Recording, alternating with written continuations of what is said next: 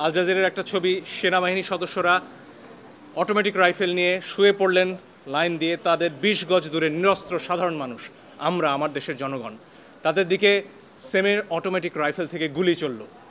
এর দৃশ্য দেখার পরে আসলে বাসায় বসে থাকার কারো কোনো সুযোগ নেই। আমাদের যার যার অবস্থান থেকে প্রতিবাদ করতে হবে, এবং একজন আইনজীবী হিসেবে সেই কাজটি করার জন্য আজকে আমরা আদালতে এসেছি। আমরা আদালতে বলেছি নিরস্ত্র প্রতিবাদকারীদের উপরে গুলি চলতে পারে না, যেটাকে ইংরেজিতে লাইভ রাউন্ড বলা হয়, সেটি করার কোনো সুযোগ নেই। আরও অনেক ভিডিও আপনারা দেখেছেন, একটি কিশোর 4 তলা একটা নির্মাণাধীন ভবন থেকে সে ঝুলে রয়েছে, তার কিচ্ছু করার উপায় নেই, ওই অবস্থায় তার ওপর গুলি চলেছে অনেকবার।